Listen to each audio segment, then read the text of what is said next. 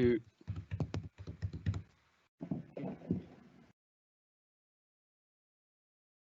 Good evening, everyone. My name's Steve Curran. I'm leader of the council and I'm chairing this cabinet meeting this evening. So welcome to members of the public, welcome to councillors and to officers. This is a virtual meeting, as you can see. So the only people who are allowed to speak are the cabinet members, but I may invite officers to speak depending on what the matter is. There are councillors on the call, on the meeting rather, who can see, but again, I'm sorry, if you're not a cabinet member, you won't be allowed to speak. And if there is, for whatever reason, a part 2, councillors will be allowed to stay for that, but members of the public won't. So I hope that's clear. So once again, welcome everyone. The meeting, as I say, is a cabinet meeting Tuesday the 14th of July. We've got apologies for absence first and any direct declarations of interest and communications from members. So I'm not aware of any declaration of interest. Does anyone have any? No. If I don't hear from you, then I'll take that as no. I've not been made aware of any communications to members to do with this agenda. So again, if not heard from anyone, and we are all cabinet members are here on this call. I'll take the minutes of the meeting, which are pages 3 to 7, and that's from the, sorry, just excuse me a minute, that's from the 9th of June. So are there any matters arising or any inaccuracies in those minutes? Everyone happy with those minutes? Any corrections? Yep. Any matters arising? No? No. Okay, well, I'll take those as read and we'll sign those off. I would normally go to agenda item 3, but as Councillor Rajawat has to attend and chair another meeting shortly, he's asked for his performance financial monitoring report to come forward, which is agenda item 4. So we will move to that agenda item now. So Councillor Rajawat, would you like to present your report?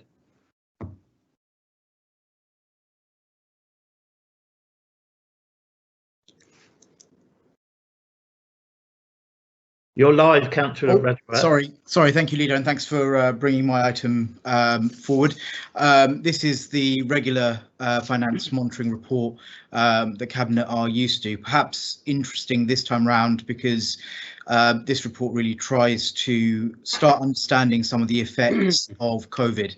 And of course, we're not out of the woods just yet, so a lot of this is ongoing.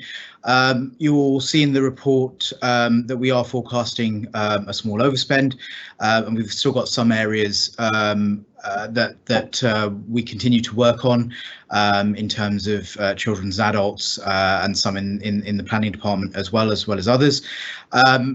In terms of COVID, as I say, we're trying to really understand what the effect of COVID has had on our financial situation, and what Cabinet members will see, what colleagues will see, is that some of the risk that's associated with COVID will need to monitor into the longer term, because it may well not become apparent until the longer term.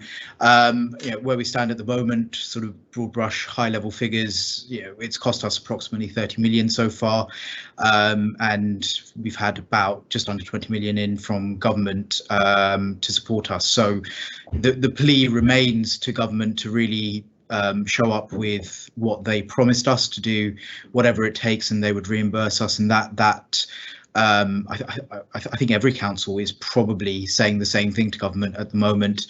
But more than that, we still need a comprehensive funding arrangement that really supports us into the longer term.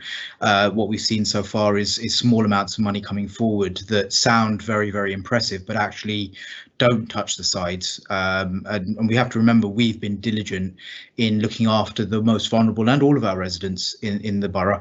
And really, we need government to step up to the plate a little bit more and look after us. So with that broad picture said, the financial reporting is in front of you, and I'm happy to take any questions, and I formally move the report. Okay. I'll come back to me, Sadiq, please. Yeah, so thank you for that, Councillor Rajat. Would you mind just introducing yourself? So for all cabinet members, when they speak, could they say who they are and what ward? And I didn't do that earlier on either, so I'm the councillor for Zion ward, so I'll tell myself off. Over to you, Councillor Rajat, just say your portfolio and which ward you represent. Yeah, thank you, Leader. I'm Councillor Shantanu Rajawat, Cabinet Member for Finance and Corporate Services, and I'm a councillor in the Heston West ward. Thanks very much. So I'm going to second the report and I may speak later. Is anyone else would like to speak? If you could let me know. Councillor Bruce.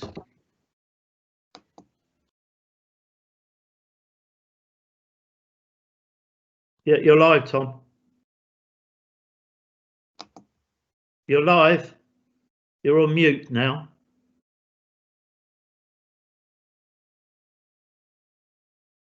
Councillor Bruce is still mute. Sadiq. Sorry, Right. Chair, I'm unable to do anything with that. Can you speak, Tom? Am I on mute still? No, you're okay now.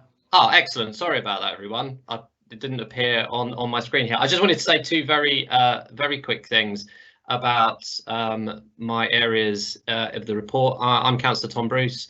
I'm Cabinet Member for Education and Children's Services, and I represent Hounslow South. With regards to the recommendations, point I, just about the school conditions allocation, it's fantastic news that there's an increase in the grant that Hounslow are receiving this year. It talks about the allocation being delegated to the Cabinet Member, that's me, but there is, just to let everyone know, that there is an advisory board of head teachers and other stakeholders that meet to discuss against criteria about how this is allocated. So it's not on my whim that I just allocate it to the school I like the best or the pupils I think are the nicest. There is set criteria about how we allocate this over the years, and that's been done through cabinet reports, but also single member decisions over the past few years. So we welcome that increase. I'd also like to acknowledge what Councillor Rajawat said about the overspend, and of course there is some significant overspend in my area of responsibility, and we are working incredibly hard on this, as I know others are across the council and portfolios as well.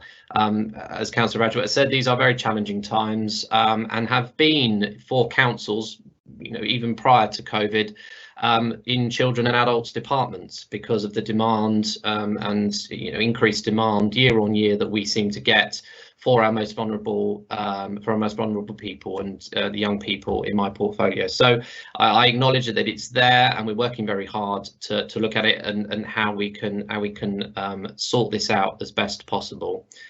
So I just want to also say thank you to Councillor Rajawat, and thank you to the officers for putting together such a fantastic report. Well done. Thanks very much, Tom. Would anyone else like to speak?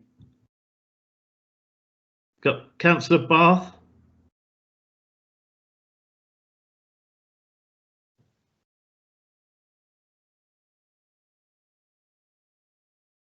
Sadiq, Councillor Bath. You're live, Lily. Oh, I am. Okay, I can see the red box now. Thank you. Thank you, Leader. I'm Councillor Lily Bath. I'm Deputy Leader of the Council, and I represent the Heston West Ward with Councillor Shantanu Rajawat. I've got responsibility for housing, and I just wanted to point out some of the challenges that we've had in terms of housing. Obviously, the number of people that have approached the housing teams well, during COVID has gone up significantly, and pre-COVID as well. We obviously, like a lot of other areas, local authorities, we've had our housing, demands placed on us. But during COVID, it has been particularly challenging. not just challenging in terms of people approaching our sewer street homeless, but challenging in terms of those that are in temporary accommodation as well. And I absolutely, concur with, Councillor Rajawat in terms of the funding issues that we've had, and the amount of money that has been spent in terms of placing people in temporary accommodation and helping them to get off the streets is far more than what we have received and what we will continue to receive. So I think it's really important that we do lobby government. I mean, just to also flag up that we probably will also see a further increase coming in a few months' time as we sort of come out of lockdown and restrictions are eased. I think the courts will start opening and no doubt people will begin to be evicted in sort of and possibly become homeless. So some very challenging times, but I just thought it's important that I flagged that up, and I just want to thank Councillor Rajawat and the team for all the work they've done, but also to thank everybody within the housing team as well, who have worked under really difficult circumstances, trying to sort of get people off the streets and get them homed at a time when face-to-face contact has been limited. So it's been an extraordinary journey really, but obviously a lot more challenges lie ahead. But thank you, Leader. Thanks very much, Councillor Bath. Does anyone else like to speak? No. Just for members and public councillors and others, we don't have 10 live cameras, so 2 of the cabinet are listening but not are up on the screen. But if any of those cabinet members want to say anything, please feel free. I'm not hearing anything, so I'll take that as a no. As I've seconded the report, I'd just like to say a couple of things, obviously to reiterate what's been said, and I think as we move forward out of the health part of the crisis, we now move into the economic and financial crisis. We've seen thousands of jobs being lost already in the country and in London, and especially associated with the airline industry. And that looks to continue at the moment. So it's really important we focus on our financial recovery, and that's being spearheaded through our recovery board and the work streams that's fallen out of that. So there is an enormous amount of work going on that front. And as Councillor Bath has already said, we can expect evictions as the different measures, temporary measures brought in by the government to support people during the crisis are relaxed or taken away. We can expect to see more and more stresses on the system, particularly around housing, temporary accommodation, etc. We've still got the issue of how schools are going to be managed come September, and that still needs to be worked through. There's a lot of work there that needs to go on. So I think there are some real significant challenges. I'm grateful that for the money the government has given us so far, and I don't want to be mealy-mouthed about that, and we should acknowledge that, but it's not enough. And London councils, and it's a bipartisan approach, London councils, the Local Government Association, everyone's written to the government to say thank you for what you've given us, but it's not enough and we need more, because when this all started many months ago, the government was very clear in its message: spend whatever any money you need to do to make it safer for your residents and to help your businesses stay open. And that's what we've concentrated on. We haven't wasted money. We haven't frittered it away. We've been absolutely prudent as always. And thank you to Councillor Rajawat for being so prudent with the team and making sure that we're on the straight and narrow. So we've got a long way to go. And it's difficult, but I would implore everyone to put pressure on their MPs, put pressure on the government to fulfil their commitment, their promise, and it was a promise, to fund us fully for the cost of dealing with the coronavirus pandemic. Because we're in for the long haul now. This is not about weeks, days, weeks or months, it's years we're going to be dealing with this crisis. So I'm happy to second the report. We move to the vote. So on hearing what everyone said, I believe that everyone's in favour of the recommendations in the report. It's been seconded, as I say, by myself. So unless I hear otherwise, I'm assuming that everyone's in favour of the report. So if you're not in favour of the report, please can you let me know straight away. Okay. So no one is not in favour of the report. They haven't let me know.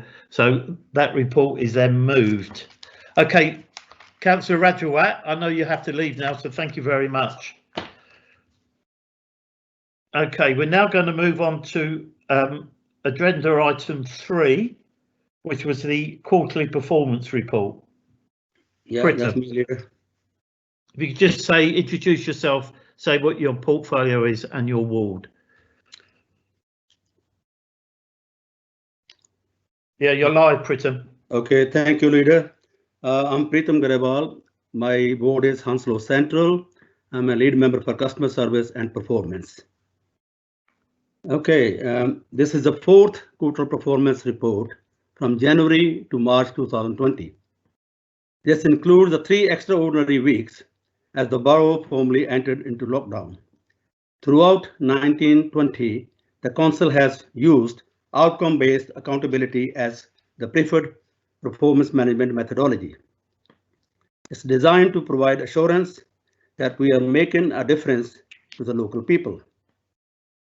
The first quarter of 2021 will demonstrate the more details the impact of COVID-19, but this quarter 4 performance measures already begin to highlight work of many across the borough, including but not limited to recycling crews, social care teams, community hub, local volunteers, and those who administer the business grants.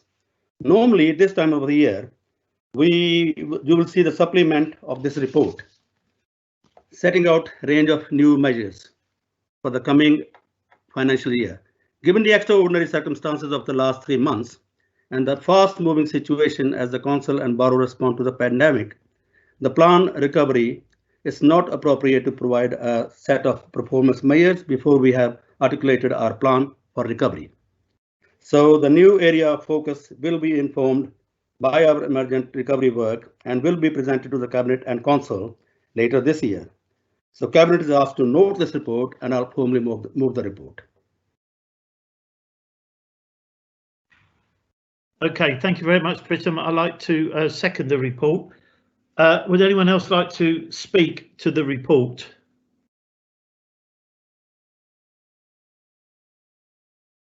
No?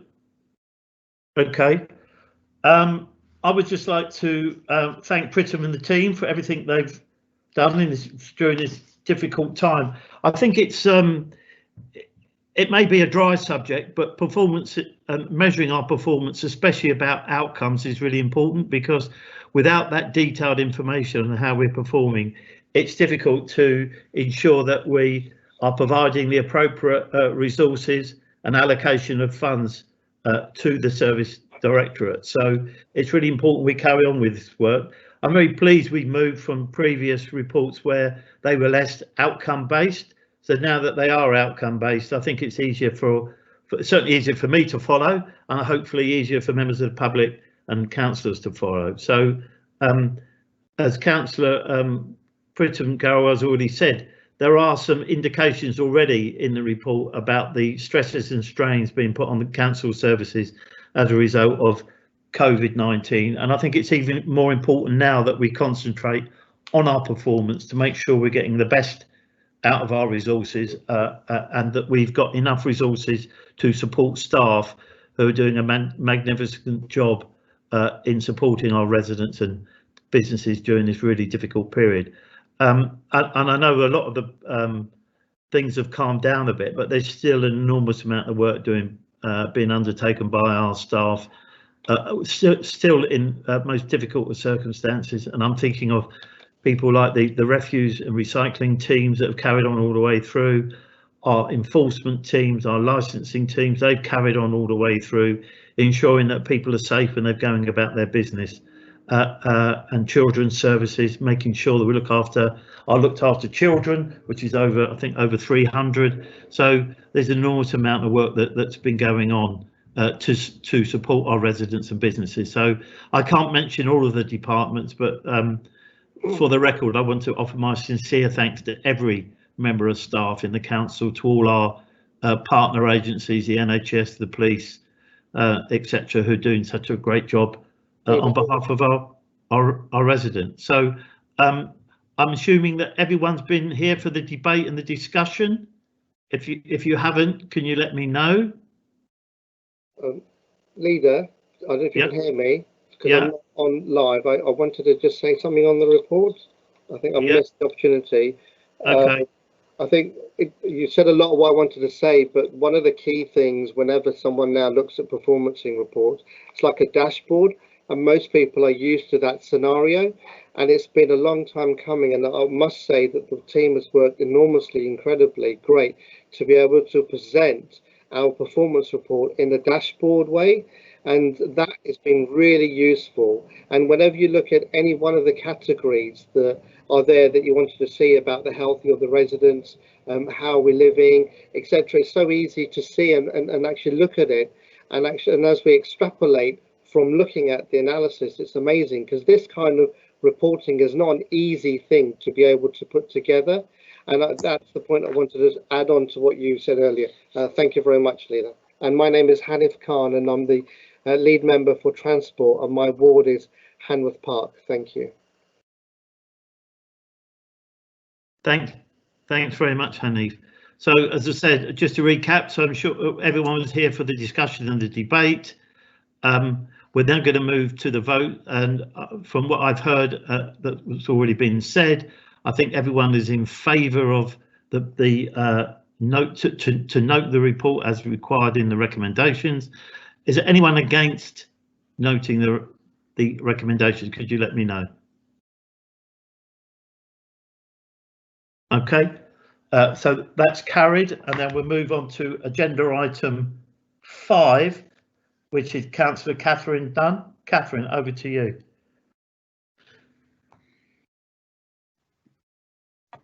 Thanks, Leader. Just go to the right place. Okay, so this is the Climate Emergency Action Plan, which I'm really pleased to be able to bring back to Cabinet today. We last saw this in January.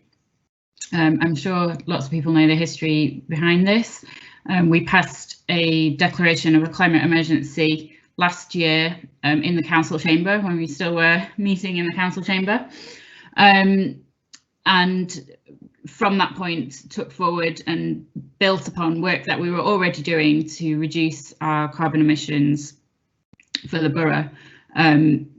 But we really we promised that we would have a plan by the end of the year, which we had a draft plan in place. And then the plan now has really been enhanced by going out to consultation. I really would like to praise the officers and everyone and all the members of the public, of course, who took part in that consultation. I think they did a really sterling job. What we wanted was not just your normal consultation, you know, stick it on the website and wait and see what happens. We really pushed, and I know we're doing this with a lot of consultations now, we really pushed to make sure that we were reaching the right people. So many young people are concerned about the climate, about what will happen to the planet in future, the future that they're going to grow up to be in. And so we made a specific effort to make sure that this consultation went out to schools and was answered by school children. And we did have we put together a specific questionnaire for school students to answer, in addition to the main one that went out more generally. We also held several events. We held 2 big consultation events at Hounslow House, and officers and myself on occasion also went out and visited lots of different community groups, interest groups within the borough, to make sure that we reached as wide and diverse a selection of people as possible, so that everyone had the opportunity to comment, advise, help us with producing this final document.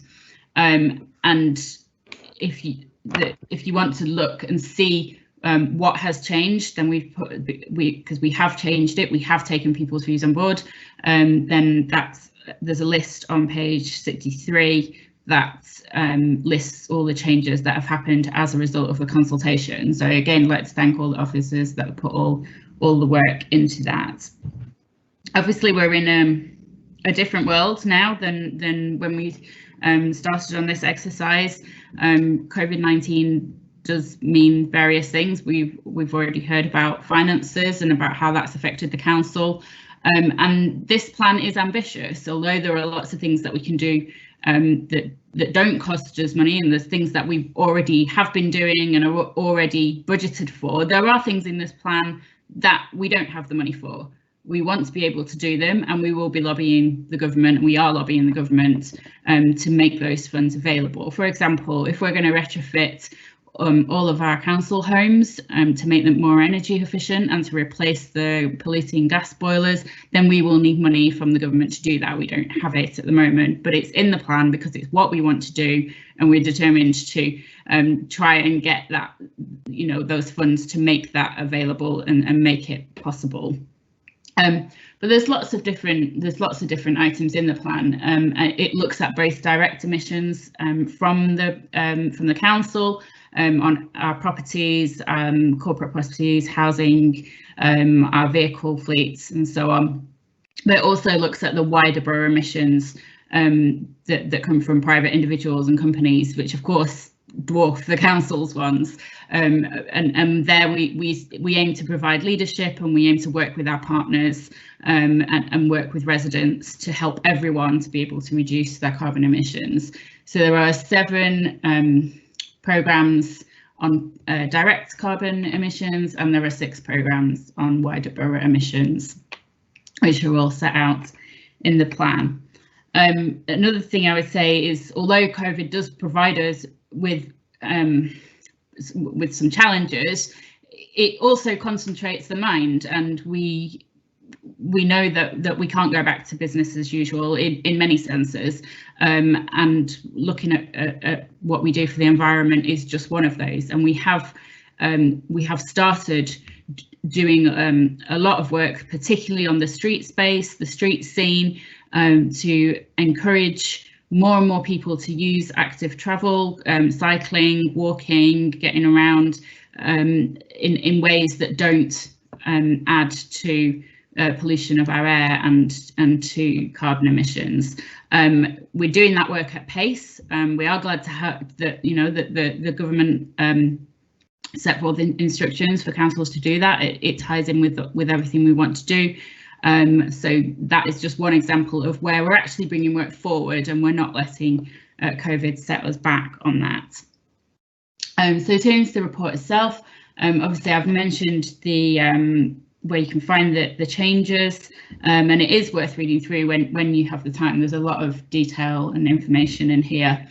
In addition to those changes to the plan, I'm asking Cabinet to allocate £250,000 from the Environmental Fund to help us deliver the actions set out in the plan during this year of action, and also incorporating the Green Recovery Innovation Programme as part of our recovery work from COVID-19.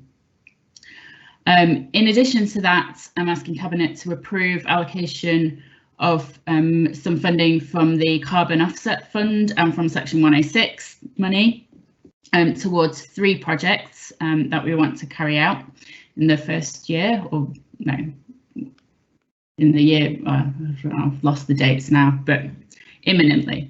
So the first project is energy surveys of our corporate buildings, including schools and libraries, in order to identify where we can make our buildings more energy efficient in order to make the greatest carbon savings.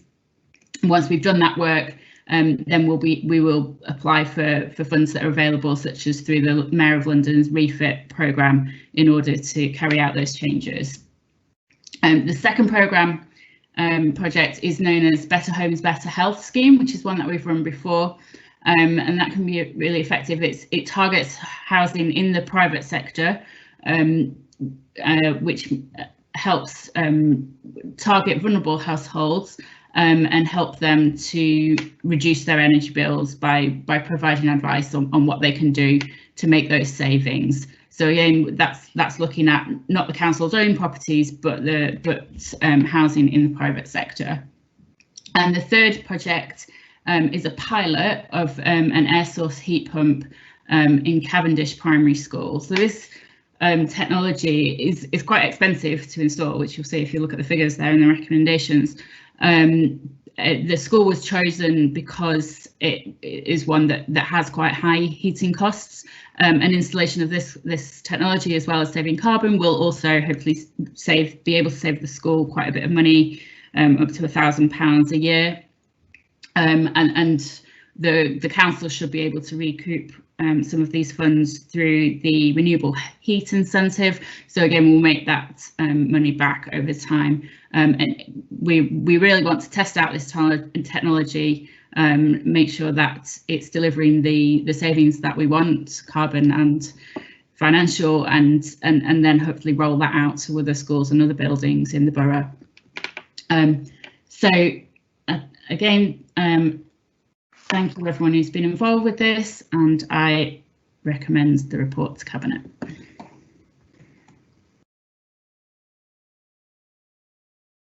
Thanks very much for that comprehensive report. I'm going to go first for a change to give you guys time to think. So I just want to say how pleased I am with the comprehensiveness of the consultation. I went to one of the launch events and have spoken to interested parties, some of them who've not always been favourable with regards to the council and what we've been trying to do. But what all the people I've spoken to have said, they are grateful for the opportunity to comment on our action plan, and they did feel involved, and more importantly, they've seen that we've made changes to the original plan. And I think that's testament of the good work of Catherine and the officers, but also the initiative shown by individuals and communities who've come together to really grasp this nettle by the hand and put forward ideas that are really supportive of improving our response to the climate emergency that we've set ourselves a target of 2030. And I think, as Catherine's already mentioned, during COVID, it's become very clear that we have to have a green recovery. We can't do things the way we would normally do, and we must focus on how do we get the possible best out of our meagre finances now in relation to the green economy, and how can we kickstart the green economy in Hounslow and in West London. And there's an enormous amount of work going on through the West London Alliance and through London councils and through the mayor and through the government on ensuring that we pick up on the green recovery. Has to form a central part of our response to COVID-19. It's really important. And I'm glad that so many young people especially have got involved with that. So I'll shut up for now. And would anyone else like to speak? I've got Tom first, and then Guy Lambert.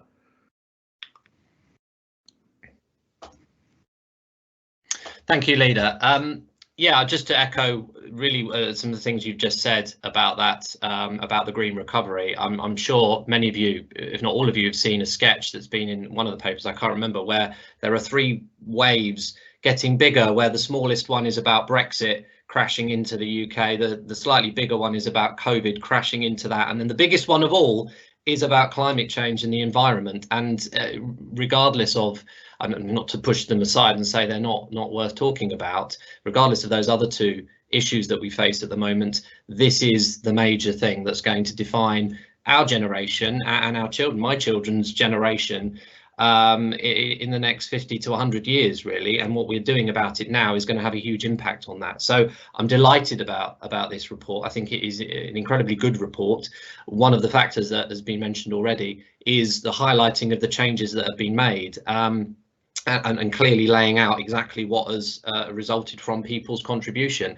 And I hope, and I suppose a small question to Catherine is that although this says 2020 to 2030, you know, I would hope that we don't see this report still being, you know, talked about in 5, 6, 7, 8 years, that this is going to have lots of iterations of it as we go through the next decade, because it's going to be revised as things change.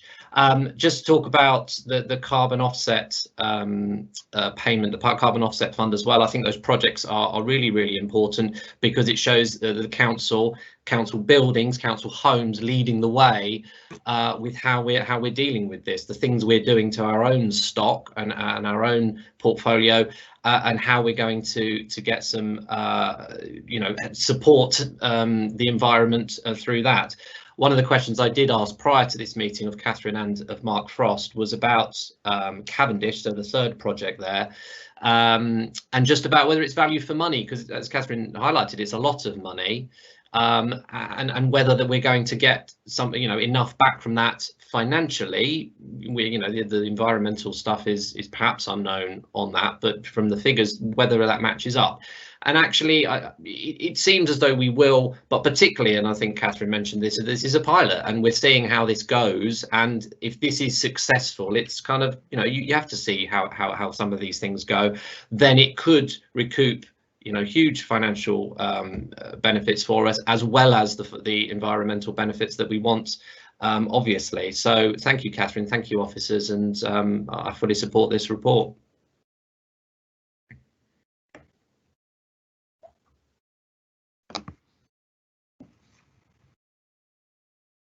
Thank you, Tom. We're going to move to Councillor Lambert and then Councillor Khan. Councillor Lambert first.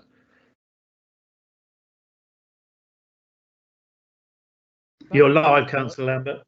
Thank you, Leader. Thank you, everybody. I just wanted to sort of reiterate some of what's been said before. I remember when we passed the climate emergency, the motion for a climate emergency and our ambition.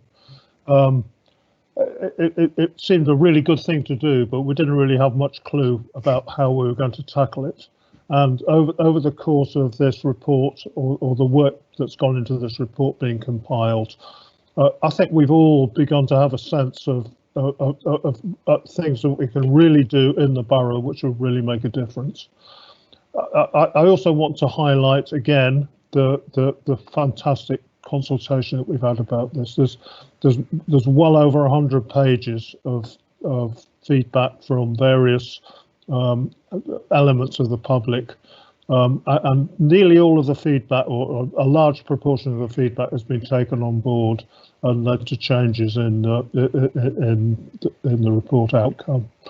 Also, you know, just from this morning, I attended a virtual meeting of the West London Waste Authority, and you know, we're starting to talk much more actively about the circular economy, about what we do with our recyclates, about how we you know, improve the amount of it, but also, you know, what we do with it afterwards. We don't want to send it to outside the UK. We don't really want to send it outside of Hounslow. Well, you know, wouldn't it be nice if we could get our textiles remade into new textiles within the borough? And that's something that we can start working on over the next few years. Thanks.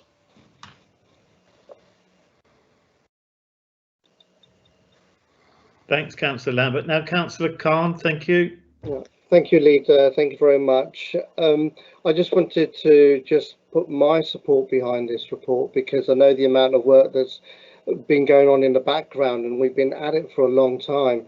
And you're right, Councillor Guy, when we first thought about bringing this to fruition, because of the will of the Cabinet and members and of our local authority, we wanted it and we did it, and we've produced something, and it's wonderful.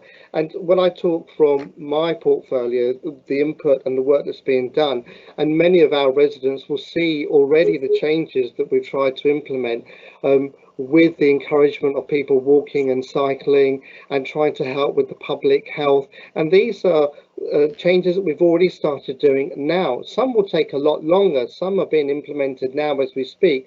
And you'll also see electric charge points for vehicles that are coming up and around, lamppost charge points for everything, to try and encourage people with this new greener economy. And the only thing I'll just add at that moment is that we've all got to look at the world so differently after COVID. It hit us really hard and really quickly. And it was a pandemic. It was a world pandemic. That's why it's called a pandemic. And everybody reacted and they did something differently. And they've changed their outlook in life. Climate change, again, is something so similar in that it will affect all our lives. But it's different in terms of COVID because it's a slow burner. But actually, we've understood that. This is why we're acting now today. And this report puts that into motion. And I would like to commend this report, and I've put my support fully behind it. Thank you for that great work.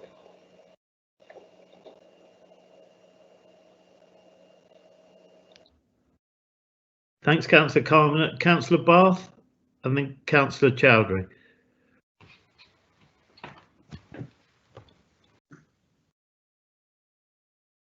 Thank you, Leader. Sorry, got a cough. Thank you, Leader. Fully support the report and agree with the recommendations, and I haven't had a chance to look through all of it, but from the bits that I have looked, there's obviously some really innovative stuff that is going on, and I think that's absolutely welcomed. I just wanted to really focus on community leadership, because I think that's going to be hugely important for us to sort of take forward this whole agenda around reducing climate emissions. And I think the consultations have been excellent and they've been a great start. And I think we must carry on with that. And you know, my plea to Councillor Dunn is that we must continue with our role as how we support our communities to be as green as possible. I mean, I represent Feltham and Heston Award, where quite a few people are going to lose their jobs, and we have to make sure that we kind of lobby. I know we can't change the world, but with a wave of a magic wand, but we can lobby to make sure that we try and get some kind of green infrastructure for them, or lobby for green jobs. But I think it's a really important start, and we have to start. And I think we've done amazingly well in terms of what we have done today. But I would really do. I mean, I understand that now people are more in tune with green issues more than ever now during COVID, and I hope that we can utilise that to support people and to continue with this. I know there's some excellent stuff going on with trying to encourage people to cycle and walk, and that's been great. And I think people are thinking a lot more now than they have ever done before.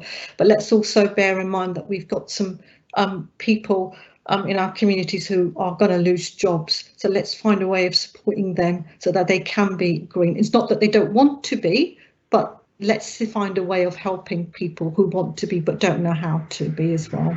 Thank you. Thank you, Councillor Bath. Councillor Chowdhury. Thank you, Leader. Councillor Samia Chowdhury, Cabinet Member for Leisure Services, Hanworth Ward Councillor. A lot have been already said by other Cabinet members, and I think it's a very great report. I support it fully with the green recovery and what work we were already doing. And as Councillor Bath has mentioned, let's look at the jobs.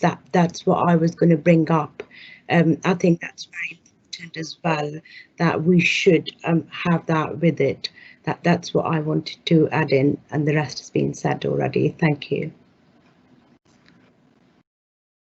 Thanks very much. Does any other Cabinet members like to speak? If not, I'll just ask Catherine just to respond to a comment made by Councillor Bruce, and then we'll go to the vote.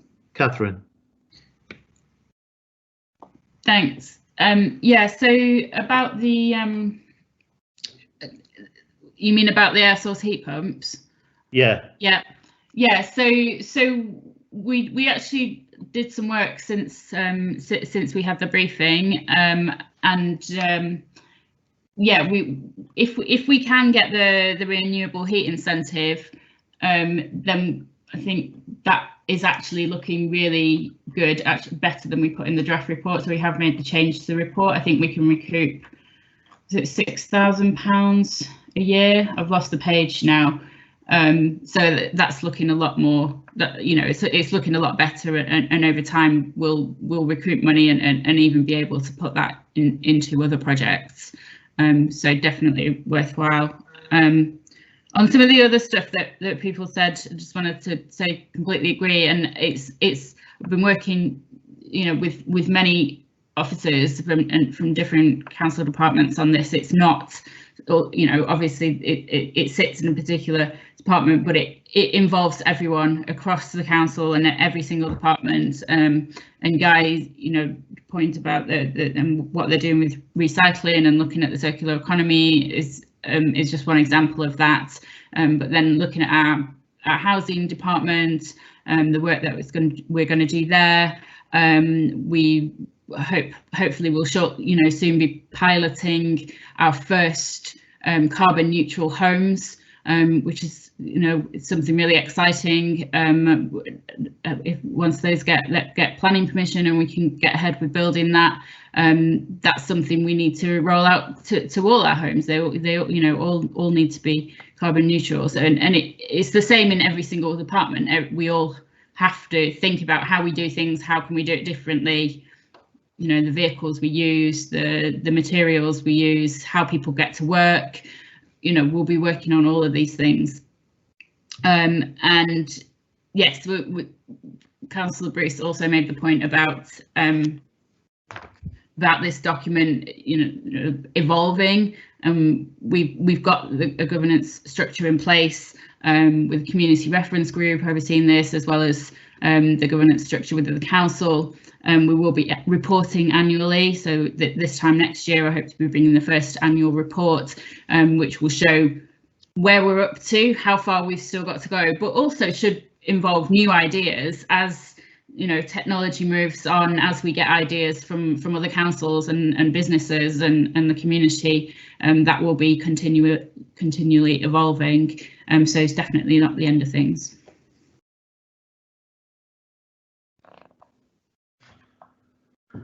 Okay, thank you very much for that, Catherine, and thank everyone for the debate and discussion. Catherine's moved report, I've seconded it. So we're asked to note and approve from A to D on page 51 and page 52. So has everyone been here for the discussion? Yeah, thank you. And then from what I've heard, everyone's in favour of the report and its recommendations and to note. So anyone against? No. So that is carried. Thank you very much. We now move on to agenda item 6 and Councillor Atherton. Hello, can you hear me? We can hear you and see you, and thank you for joining us. Oh, that's a pleasure. I have been here all along. I know that. Good.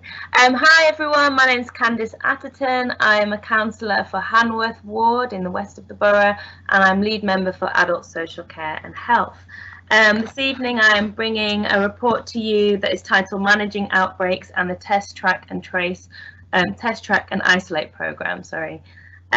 This report, the main point of this report is making cabinet members, but also the wider community, fully aware that the responsibility of the Test, Trace and Isolate programme lies with the local authority. So I'm really pleased that the government has recognised that it's local authorities that are going to be best placed to do this work. We know our communities, we've got good relationships with our partners and with the voluntary sector, so that we can really identify who our vulnerable groups are, where we need to target support. So this report is really just letting people know about that, and also an opportunity for you to note that we are going to be doing this by having outbreak control plans. And the main aim of the outbreak control plan is about reducing the risk of transmission and intervening early when the risk isn't identified, and ultimately responding to outbreaks that we may have and really trying to contain the virus.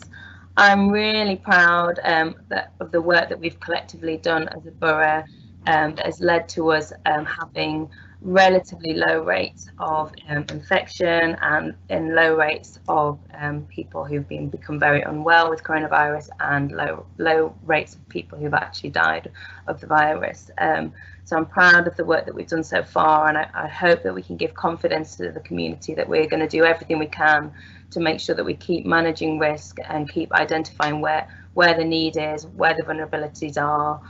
So we're going to be working closely with schools, we're going to be working closely with our care homes, the people who've been identified as vulnerable, the people who we know who were part of the shielded group, and supporting them going forward.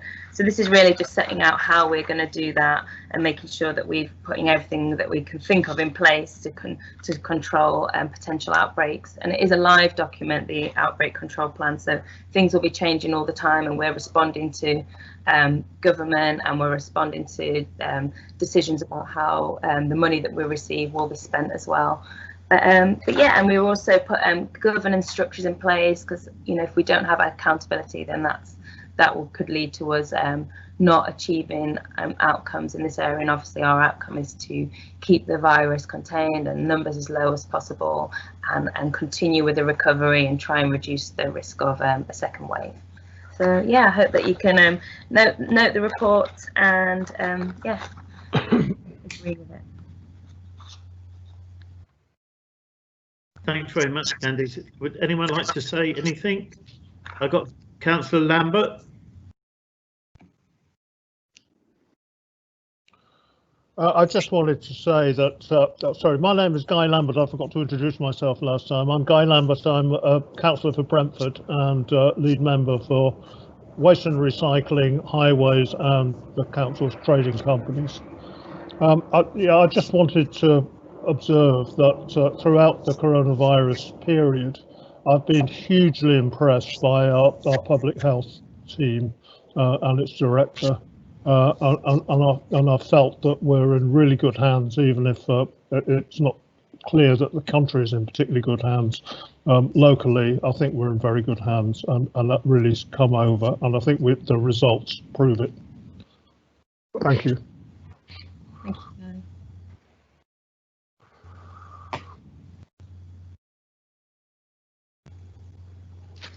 Sorry, Chair, you're on mute. You're muted, Leader. Sorry, I just said Councillor Lambert being controversial there. Does anyone else like to say anything? Yes, Leader, Hanif. Okay. You're live. Thank you very much, Leader. Yeah, the thing is, with this report, I welcome it, and it's absolutely amazing. The reports and the leadership that's been shown within the London Borough of Hounslow and its leadership has put many of our residents at ease, especially when so much has been going on in the background. And it's always been so confusing, the daily briefings that were presented by the government that gave such conflicting views. Yes, we should have it, no, we shouldn't have it. Yes, it's the most important thing that we require to have, and this is the only thing that's going to save the day, and then to retract and not have a well-beating service, etc., etc. But what I can say, this report sets out some wonderful guidelines that actually is well-beating, and I'm sure if many authorities could follow our governance and the way it's been put together, we'll have a lot more confidence. And I think the leadership in this team and under Candice has been wonderful, and I fully support this, and I believe it's put a lot of confidence into our residents, knowing that we have a system in place. And also we've had so many test and trace opportunities that have come over to Hounslow from other areas, which has been amazing, and they've actually been done in our main community hubs of our different communities that have really served. For example, in Alice Way, which is a hub of a BAME community, again leading the way, and it's wonderful. And these are just great examples, and you know, I welcome the report. Thank you very much.